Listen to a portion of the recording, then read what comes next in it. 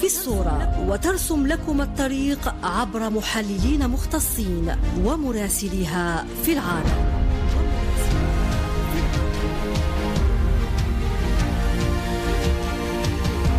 إذاعة الجزائر الدولية، صوتنا في العالم.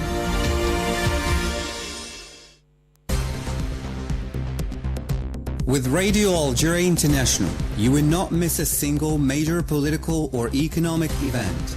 Radio Algeria International, our voice in the world. This is the English service of Radio Algeria International. It's time for the news. The President of the Republic, Mr. Abdelmajid Tebboune, has affirmed Algeria's full readiness to continue working with the Vatican State to promote mutual understanding, spread dialogue and strengthen coexistence and cooperation. His Holiness Pope Leo XIV has stressed in a speech delivered here in Algiers that Algeria is a land where mutual respect is the path that enables everyone to walk together. And at least 3 Palestinians were today killed in bombardments carried out by the Israeli army against the town of Deir el-Balah in the central part of Gaza Strip.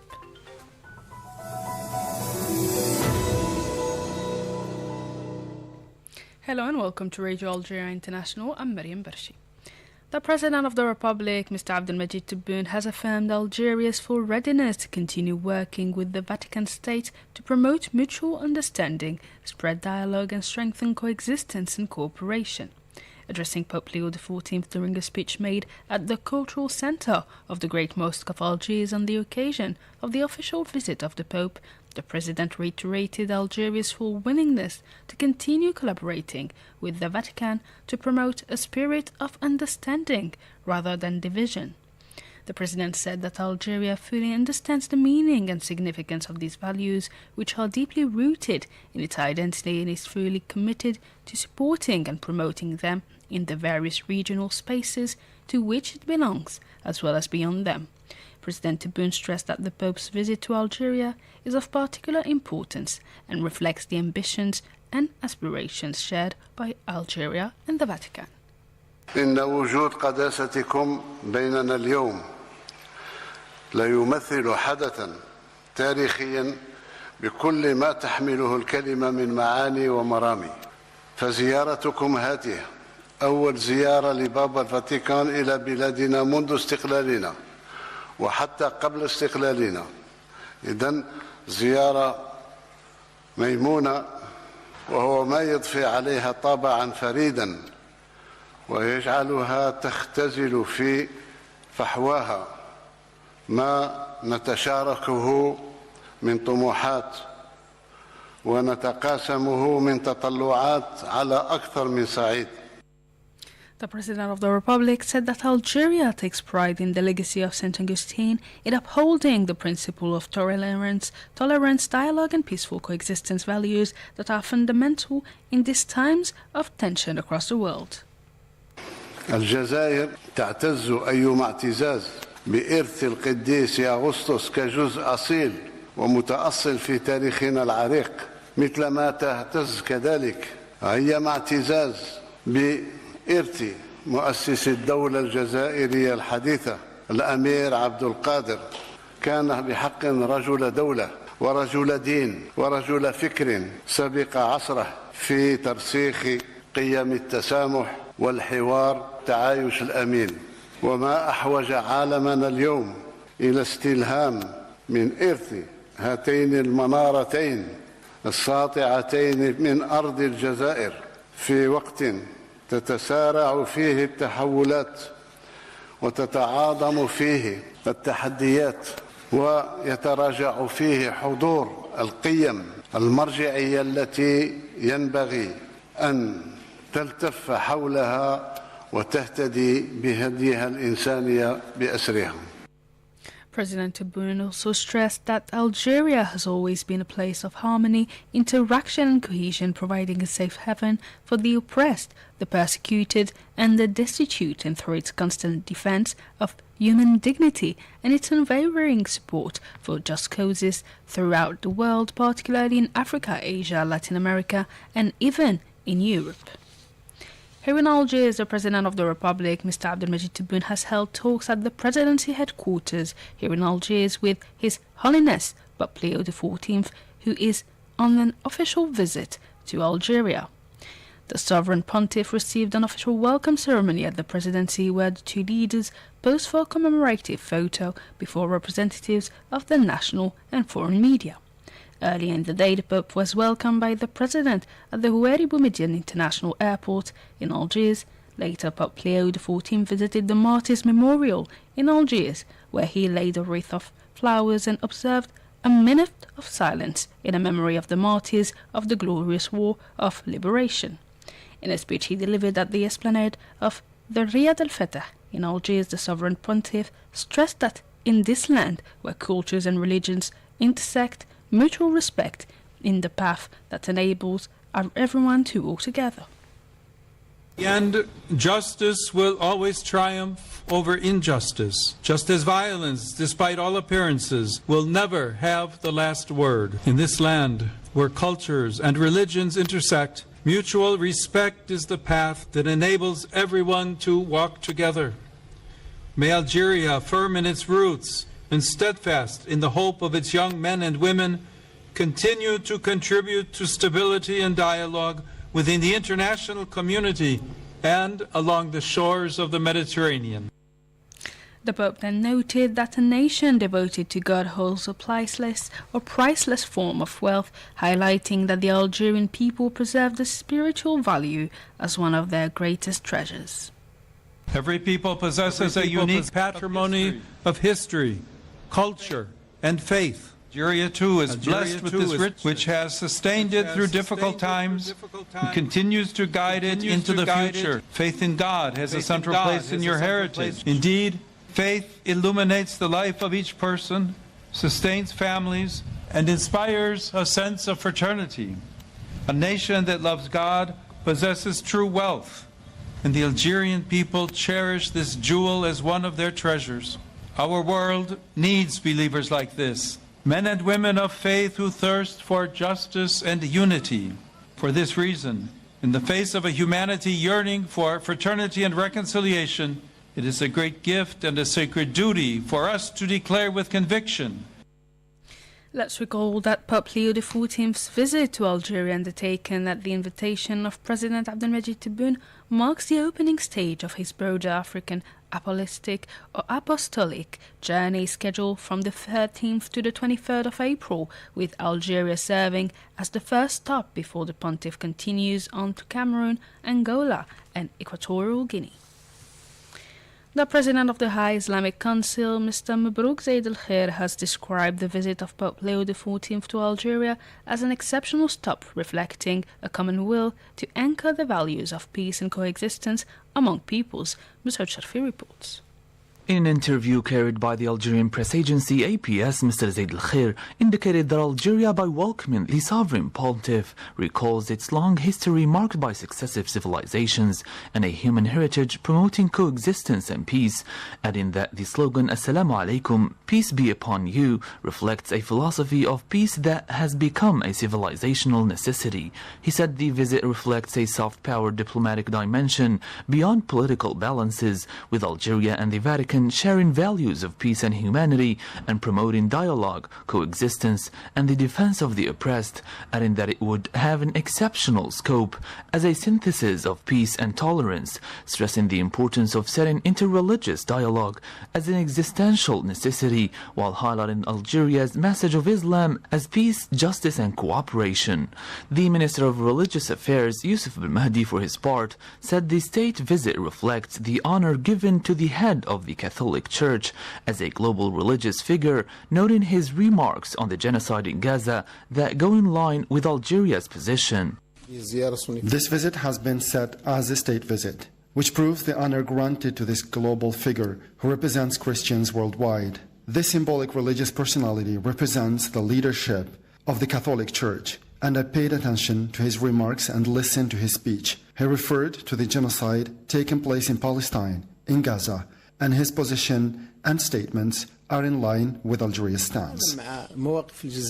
In this regard, the Secretary General of the League of the Ulama, Preachers and Imams of the Sahel, LOPIS, Mr. Al-Khamisi Bazzaz, indicated that the visit of Pope Leo XIV carries profound meanings beyond the religious dimension as a major political and diplomatic event, describing Algeria as the beating heart of Africa with strong historical and symbolic weight and a bridge between continents. He highlighted its civilizational legacy through figures such as Saint Augustine and Amir Abdel Qadir, noting that the visit conveys messages of peace, dialogue and interreligious coexistence, reflecting Algeria's values of moderation, tolerance and respect. In this connection, intellectual and Islamologist Mustafa Sharif underlined in an interview with National Radio that Algeria has always promoted interreligious dialogue and acted as an advocate of the culture of peace, describing the visit of Pope Leo XIV to Algeria as historic, while highlighting Algeria's commitment to living together.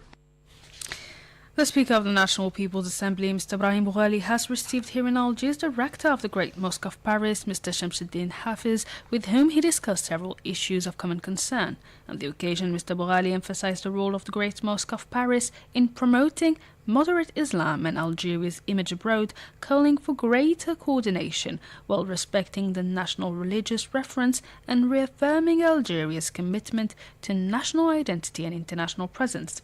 Mr. Shamsuddin Hafiz, for his part, held the strength of the ties uniting members of the Algerian community with their country of origin, expressing his readiness to continue efforts to promote common values and strengthen communication skills. The members of the Council of the Nation have adopted the draft law of the criminalization of French colonialism in Algeria in accordance with the report of the Joint Committee on the provisions over the two houses in Parliament have been diverging. The text was adopted during a plenary session chaired by the President of the Council of the Nation, Mr. Azouz Nasri, who said the law is a national necessity and a tribute to Algeria's martyrs. The Minister of War Veterans and Right Holders, Abdelmalek Tashrif, for his part, described the text as the ultimate response of the Algerian people, stressing that the right to memory is imprescriptible. And at least 3 Palestinians were today killed in bombardments carried out by the Israeli army against the town of Deir el-Balah in the central part of the Gaza Strip. Masoud Harfi has more details. Medical sources were quoted by the news agency Wafa as saying that several others were wounded in the attack, which occurred near a school. This came as the World Health Organization (WHO) warned that the restrictions imposed by the Israeli occupying authorities on the entry of medical aid to the enclave was hampering the health response, while warning against the disease's propagation was threatening the whole region. It stressed that the deterioration of the situation in the Strip was not only related to the Israeli attacks, but also includes the ban on the access to health services, thus endangering the lives of Gaza's inhabitants. Meanwhile, at least 30 Palestinians, including children, were arrested during incursions carried out today by the Israeli forces into several West Bank villages and towns, including occupied Jerusalem. The Palestinian Information Office affirmed that searches operations were carried out by the Israeli soldiers during the incursions, which are part of a continuing escalation in the violations targeting population in the West Bank, including occupied Jerusalem. In this connection, several Jewish settlers today stormed the Al-Aqsa Esplanade in occupied Jerusalem in what the Palestinians describe as a provocation and violation of the religious site considered Islam's third holy place. About the Israeli repeated violations, international relations expert Hussein Addik, based in occupied Jerusalem, had this to say. The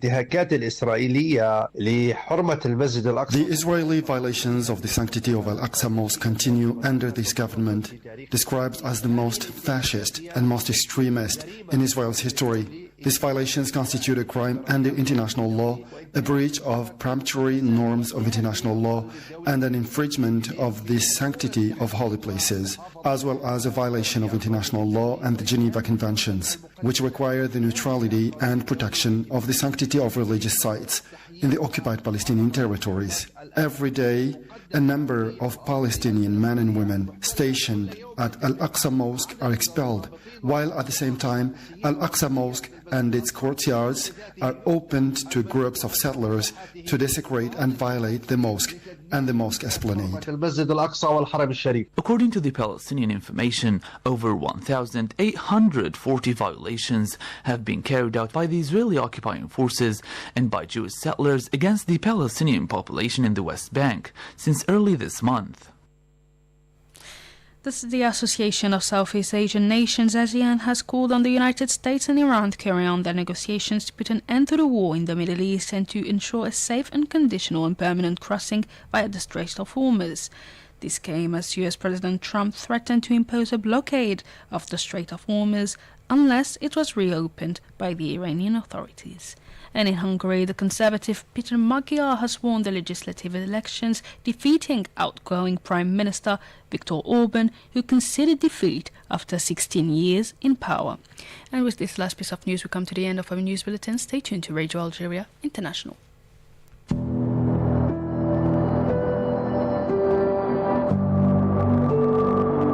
To travel back in time and learn about the most prominent events that marked human history, no need for a time machine.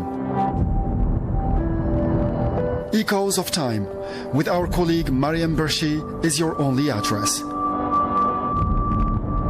A program broadcast to you every week on Radio Algeria International.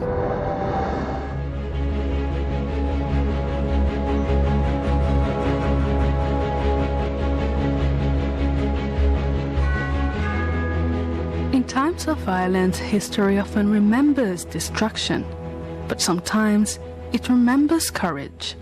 Today we revisit the extraordinary story of Emir Abdelkader, a man who in one of the darkest moments of the 19th century chose humanity over division. By 1860, Abdelkader was no longer leading resistance in Algeria. Exiled and living in Damascus, he had turned toward a life of reflection, faith and teaching. But history was about to call him once again. That year, violent clashes erupted in Damascus between Druze and Christian communities.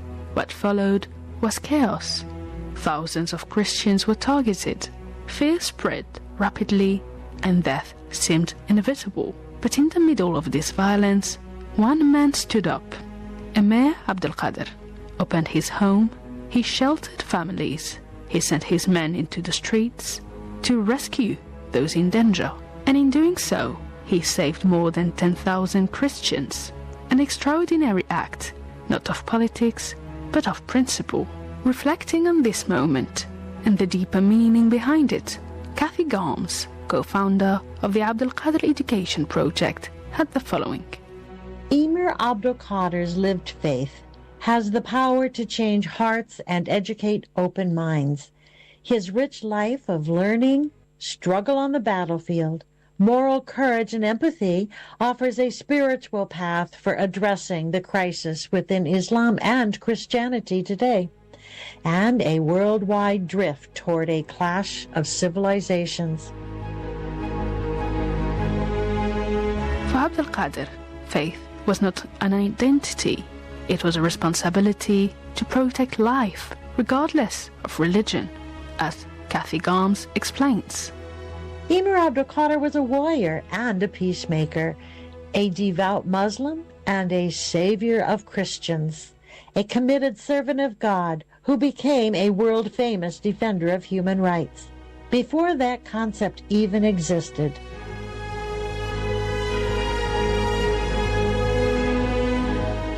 even those who had once fought against him were moved. France awarded him the Legion of Honor. Leaders across the world praised him, and his actions echoed far beyond Damascus, because what the Emir Abdelkader demonstrated was rare, that true strength is not found in power, but in restraint. Abdelkader believed true strength lies in the ability to forgive and seek peace. In the words of Emir Abdelkader, the path to peace is paved with justice and understanding. Justice is the foundation of all human relationships. Emir Abdul Qadir was a unifier with a spirit of inclusion. He embodied the best of religion and humanity. His values and action continue to serve as global icons of courageous religious, military, and ethical leadership. His conduct in both war and peace would later inspire the principles of modern humanitarian law. Today his legacy is recognized by the International Committee of the Red Cross, a reminder that long before conventions were written, there were individuals who lived by them. But perhaps what makes this story so powerful today is how relevant it remains. In a world still marked by religious tensions, hatred, and misunderstandings, Abdul Qadir's actions offer a different narrative, one where faith unites instead of divides. Kathy Gomes leaves us with this thought. Abdul Qadir was a unifier with a spirit of inclusion. He embodied the best of religion and humanity. His values and action continue to serve as global icons of courageous religious, military, and ethical leadership. As a closing thought, I'm going to share a quote from our essay winner, Grace Lowe. If we could all look at the world as Abdul Qadir did, striving to learn, striving to understand, and believing that one day the world will unite and live together with acceptance of our differences, our eyes would be open to a brighter, more beautiful place. His message of peace needs to be spread. More than a century later, the story of Emir Abdul Qadir is not just history. It is a lesson, a reminder that even in the midst of violence, humanity can prevail.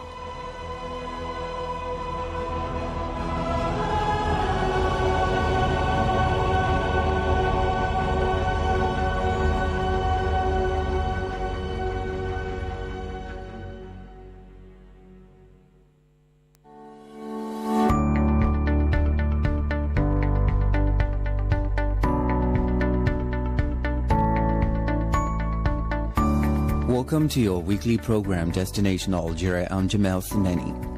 There are a number of great destinations in Algeria just waiting to be discovered. A curious mixture of cultures and influences. Algeria has something interesting to see in just about every city. The country is also the first largest on the African continent, so you can be sure that there are plenty of towns and cities to visit. Let's visit Algeria's fascinating destinations, you and I together.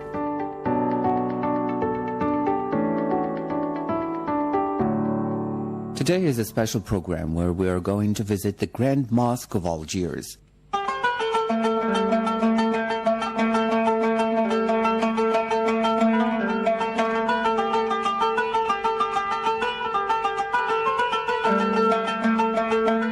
At present, the world's third largest mosque is erected in the Bay of Algiers. The mosque brings together various cultural and religious facilities. All main buildings in the mosque complex share a plinth that is in places up to 5 meters high. On this raised plateau, they are aligned from west to east in the direction of Mecca.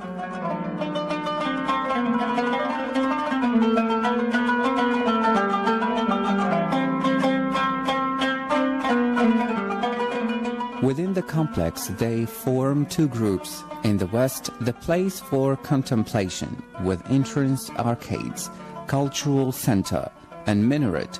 And in the east, the place for congregation for up to 35,000 faithful. A spacious park leads from the mosque complex to the buildings in the south, namely the cultural center, the library, and the Imam School.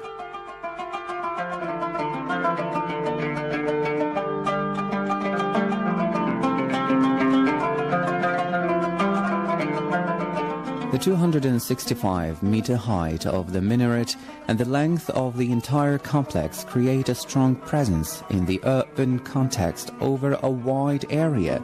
Located only 6 kilometers east of the historical town center and not far from the airport, the mosque, hosting up to 120,000 visitors a day, will encourage the future development of the adjacent district of the city.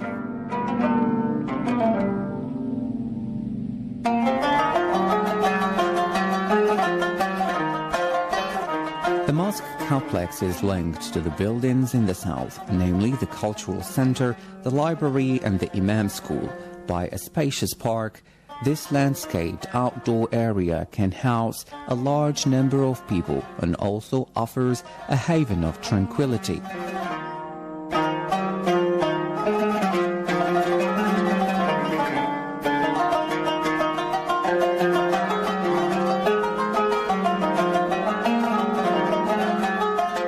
Through their alignment and height, the mosque ancillary buildings reference the adjoining residential buildings to the south. In the way they are configured, they serve as a buffer zone between the city and the mosque park.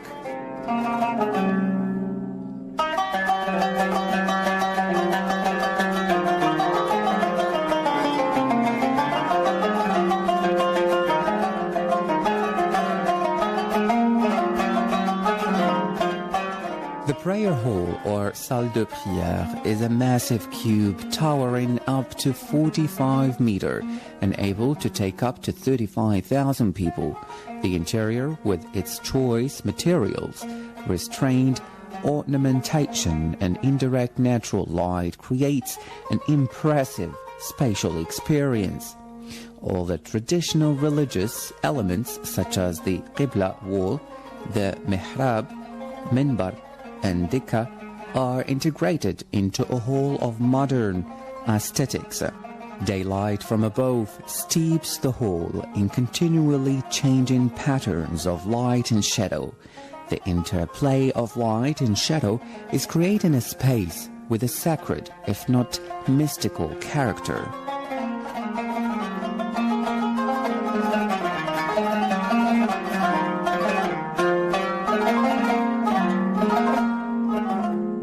The minaret rises up to some 265 meters and is thus on the same scale as major skyscrapers.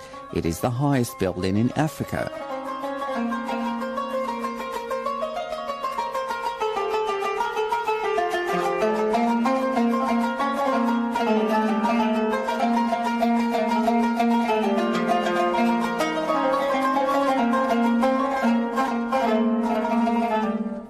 Stories open out invitingly to the plaza and transport visitors by means panoramic elevators into those upper stories open to the public, in which the Museum of Islamic History is housed.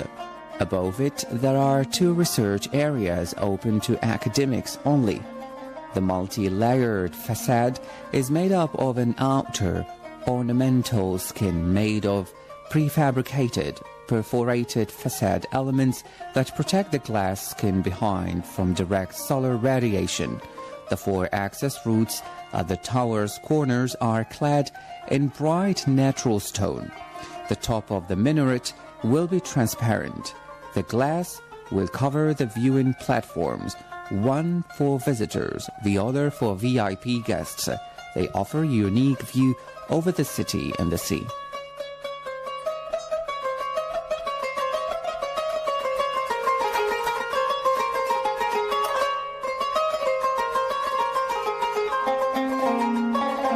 The flora columns, the leitmotif for the design throughout the edifice, are flora pillars with protruding capitals in all areas of the ensemble.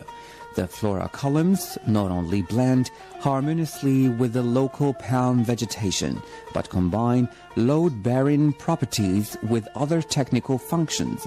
They provide a surface acoustic equipment, while also integrating ventilation and drainage.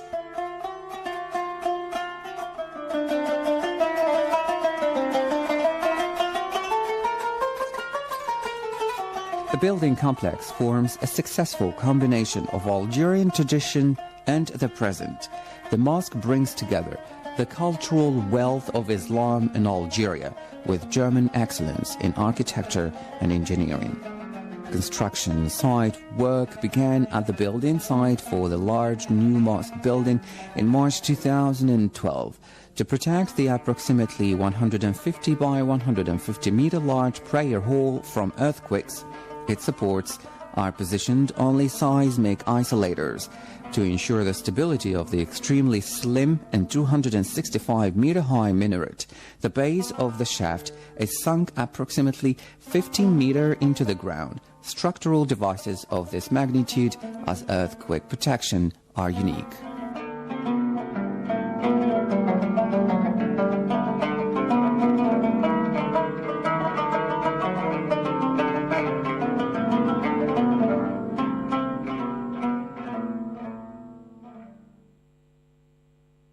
إذاعة الجزائر الدولية تنقل إليكم صوت الجزائر، تضعكم في الصورة وترسم لكم الطريق عبر محللين مختصين ومراسليها في العالم.